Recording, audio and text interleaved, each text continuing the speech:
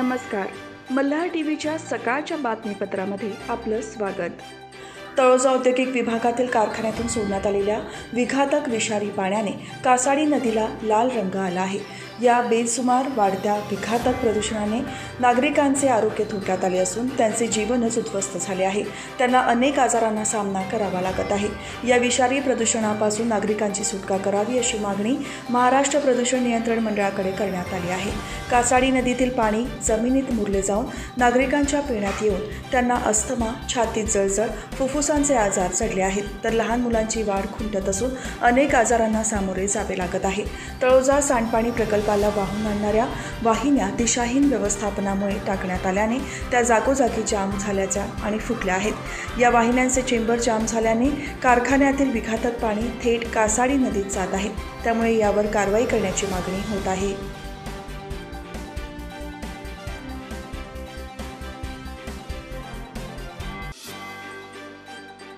घरात मोलकरणीचे काम मिळवून चोरी करणाऱ्या महिलेला येरवडा तपास पथकाकडून अटक करण्यात आली आहे.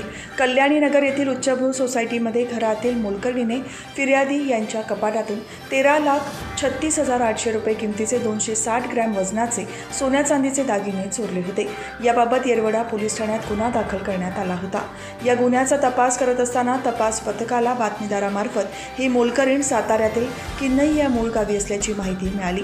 या माहितीच्या आधारे येरवडा पोलीस ठाण्याचे वरिष्ठ पोलीस निरीक्षक यांच्या मार्गदर्शनाखालील पथकाने या ठिकाणी जाऊन संशयित महिलेला ताब्यात घेतले.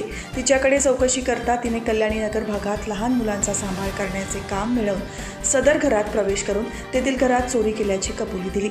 पोलीस कस्टडी दरम्यान आरोपीकडून 13,11,800 रुपये किमतीचे सोन्या चांदीचे दागिने हस्तगत करण्यात आले आहेत. तसेच तिच्याकडे अधिक तपास करता तिने आंबेगाव परिसरात सुद्धा एका घरात लहान मुलगा सांभाळण्याचे काम मिळवून तेथे सुद्धा चोरी केलेली कबूल दिली.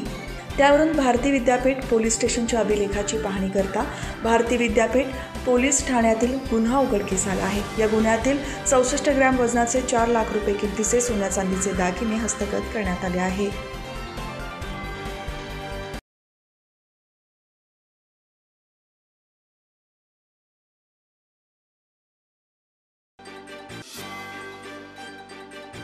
पनवेल येथील अथर्व ट्रॅव्हलला सर्वोत्कृष्ट ट्रॅव्हल कंपनी म्हणून गौरवण्यात आले आहे. विविध क्षेत्रातील उल्लेखनीय कामगिरीचा गौरव करणारा प्रतिष्ठित आर्वे इंडिया प्राईड पुरस्कार सोहळा मुंबईत आयोजित करण्यात आला होता. रूपा शास्त्री यांनी आयोजित केलेल्या या कार्यक्रमात प्रमुख पाहुणे अभिनेत्री महिमा चौधरी, अभिनेत्री समायरा संधू, चार्ल्स विलियम्स आणि नृत्य दिग्दर्शक यश शेलार यांच्यासह अनेक नामवंत व्यक्ती उपस्थित होत्या. या सोहळ्यात अथर्व ट्रॅव्हलला वर्षातील सर्वोत्कृष्ट ट्रॅव्हल कंपनी म्हणून मान्यता मिळणे ही संध्याकाळची खासियत होती. CEO मिलिंद राणे यांनी हा पुरस्कार अभिमानाने स्वीकारला आणि कंपनीने असाधारण प्रवास अनुभव आणि उत्कृष्ट ग्राहक सेवा देण्याच्या समर्पणाचा गौरव केला. उरण तालुक्यातील पिरकोन गावात कपडे धुण्यासाठी तळ्यावर गेलेल्या आई आणि मुलाचा तळ्यात बुडून मृत्यू झाल्याची दुर्दैवी घटना घडली आहे. या घटनेमुळे सर्वत्र हळहळ व्यक्त होत आहे. पिरकोन गावात नीरा जगदीश पाटील या त्यांच्या 7 वर्षीय रिहान जगदीश पाटील याला घेऊन तळ्याकडे कपडे धुण्यासाठी गेल्या होत्या. नीरा या कपडे धुवत असताना रिहानचा पाय घसरला आणि तो पाण्यात पडला. रिहान पाण्यात पडल्याचे पाहून त्याला वाचवण्यासाठी आईने देखील पाण्यात उडी मारली आणि रिहानला हाताशी घेतला. मात्र पाण्याचा अंदाज न आल्याने नीरा या पाण्यात ओढली गेली आणि पाण्यात बुडाली. घरी परत न आल्याने नीरा यांचे सासरे हे तळ्याकाठी पाण्यासाठी आले. त्यांना तळ्याकाठी धुण्यासाठी आणलेले कपडे आणि चपला दिसल्या. मात्र नीरा आणि रिहान काही दिसले नाही. त्यामुळे त्यांनी आजूबाजूला शोध घेतला. त्यांनी आरडाओरड सुरू केली. त्यांचा आरडाओरडा ऐकून ग्रामस्थ तळ्याकाठी आले आणि त्यांनी तळ्यात शोध घेतला असता नीरा यांच्या हातात त्यांचा मुलगा रिहान होता. तळ्यातून दोघांना वर काढले असता दोघांचाही नाकातोंडात पाणी जाऊन मृत्यू झाला होता. उरण पोलीस ठाण्यात या प्रकरणी आकस्मिक मृत्यूची नोंद करण्यात आली आहे.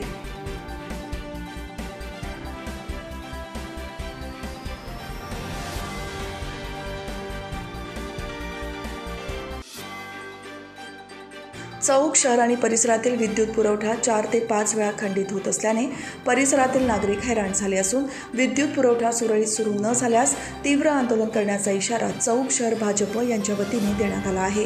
चौक बाजारपेठ ही जिल्ह्यातील मोठी आणि ऐतिहासिक बाजारपेठ आहे। ही बाजारपेठ 40 गावांची आहे। चौक शहराला होणारा विद्युत पुरवठा गेले काही दिवसातून 4 ते 5 वेळा खंडित होत असल्याने गृहिणी, व्यापारी, गिऱ्हाईक यांच्यात असंतोष पसरला आहे। दिवसभरात लाईट नसल्याने गृहिणींना अनेक समस्यांना तोंड द्यावे लागत आहे। व्यापारी यांचेही नुकसान होत असून दूध, मिठाई दुकानदारांचे मोठ्या प्रमाणात नुकसान झाले आहे। तर सध्या शाळा, कॉलेजचे प्रवेश सुरू झाल्याने मूळ दाखल्यांच्या छायांकित प्रती उपलब्ध होत नसल्याने विद्यार्थी आणि शासकीय कर्मचारी हैराण झाले आहेत। त्याचप्रमाणे पिठाची गिरणी, फ्लोअर मिल यांच्यावर वाईट परिणाम झाला आहे। ही बाब विद्युत मंडळाच्या संबंधित अधिकाऱ्यांच्या लक्षात आणून दिली तरी त्याकडे दुर्लक्ष होत असल्याने चौक शहर भाजपचे अध्यक्ष तथा माजी उपसरपंच गणेश कदम यांनी विद्युत मंडळ अधिकाऱ्यांची भेट घेऊन त्यांना निवेदन दिले। यावेळी कनिष्ठ अभियंता बोधनकर यांनी येत्या 8 दिवसात सर्व सुरळीत होईल असे आश्वासन दिले। निवेदन देतेवेळी चौकचे उपसरपंच सुभाष पवार यांच्यासह भारतीय जनता पक्षाचे कार्यकर्ते उपस्थित होते।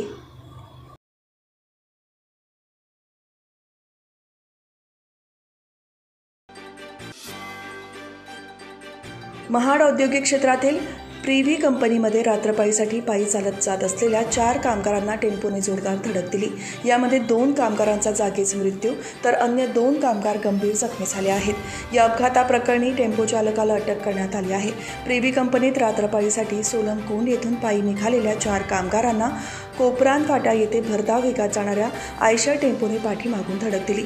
ही धडक इतकी जोरदार होती की 4 पैकी रवींद्र धोंडीबा ढेबे आणि सचिन शिवाजी ढेबे हे 2 कामगार जागीच मृत्युमुखी पडले तर संतोष ढेबे आणि निलेश ढेबे असे दोघे गंभीर जखमी झाले आहेत। जखमींना रुग्णालयात दाखल करण्यात आले आहे। तर टेम्पो चालक चंदन रामकुमार बी याला महाड औद्योगिक वसाहतीच्या पोलिसांनी अटक केली आहे।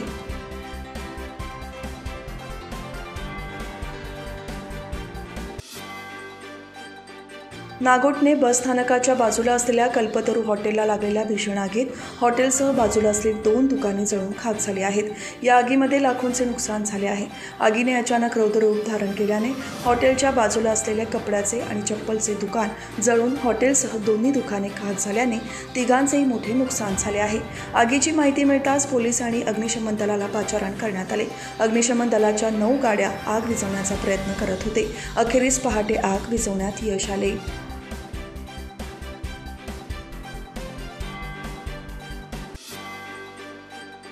कर्जत तालुक्यातील शेलू येथील पॉवरलिफ्टिंगपटू अमृता ज्ञानेश्वर भगत हिने राष्ट्रीय पॉवरलिफ्टिंग स्पर्धेत सुवर्ण पदकाची कमाई केली आहे। राजस्थानमधील श्री गंगानगर येथे ही स्पर्धा झाली। यात पॉवरलिफ्टिंगपटू अमृता भगतने राष्ट्रीय स्पर्धेत सब ज्युनियर गटात सहभाग घेतला होता। महाराष्ट्र राज्याच्या संघातून खेळणाऱ्या अमृताला रायगड पॉवरलिफ्टिंग स्पोर्ट्स असोसिएशनने पाठबळ दिले। तिने सुवर्ण पदक जिंकले। अमृताला प्रशिक्षक विक्रांत गायकवाड यांचे मार्गदर्शन लाभले। मुंबई-पुणे एक्सप्रेस वेवर मंगळवारी पहाटे एका टेम्पोने समोरील अज्ञात वाहनाला जोरदार धडक दिल्याने केबिनमध्ये चालक अडकून गंभीर जखमी झाला आहे।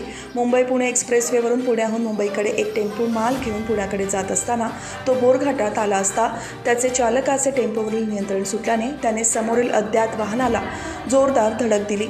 भीषण अपघात झाला। या अपघातात टेम्पोच्या केबिनमध्ये अडकून चालक गोविंद कुमारच्या पायाला गंभीर दुखापत होऊन जखमी झाला असून त्याला तात्काळ पुढील उपचारासाठी MGM हॉस्पिटलमध्ये दाखल करण्यात आले आहे। या अपघाताची माहिती मिळताच IRB देवदूत यंत्रणा, महामार्ग वाहतूक police, Borghat police, Khopoli police, delta force, अपघातग्रस्त टीमचे सदस्य तात्काळ घटनास्थळी दाखल होत टेम्पोमध्ये अडकलेल्या चालकाला बाहेर काढले। राज्यात पावसाला सुरुवात झाली आहे। यंदा चांगला पाऊस होण्याचा अंदाज वर्तवण्यात आला असून राज्यात 1 ते 11 जूनपर्यंत संपूर्ण जून महिन्याच्या सरासरीच्या 36% पाऊस झाला आहे। त्या दृष्टीने कृषी विभागाने खरीप हंगामाचे नियोजन करावे, शेतकऱ्यांना बियाणे, खतांची टंचाई जाणवणार नाही याची दक्षता घ्यावी। ज्या भागात पाणी टंचाईची स्थिती आहे तेथे टँकरद्वारे पाणी पुरवठा आणि चारा छावण्यांसाठी जिल्हा प्रशासनाने प्राधान्य द्यावे। आपत्ती काळात सर्व विभागांनी समन्वयातून काम करून नागरिकांना वेळेवर मदत पोहोचेल या दृष्टीने कार्यवाही करावी असे निर्देश मुख्यमंत्री एकनाथ शिंदे यांनी राज्यातील पाण्याच्या उपलब्धतेबाबत सद्यस्थिती आणि पर्जन्यमानाबाबतचा आढावा घेण्यासाठी आयोजित केलेल्या बैठकीत दिले।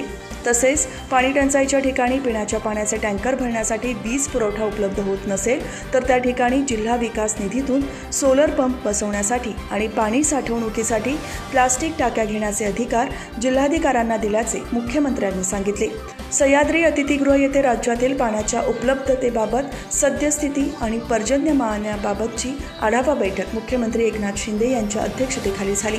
या बैठकीला उपमुख्यमंत्री अजित पवार, मंत्री राधाकृष्ण विखे पाटील, अनिल पाटील, संजय बनसोडे, शंभूराज देसाई, धनंजय मुंडे, दादा भुसे, मुख्य सचिव डॉक्टर नितीन करीर उपस्थित होते।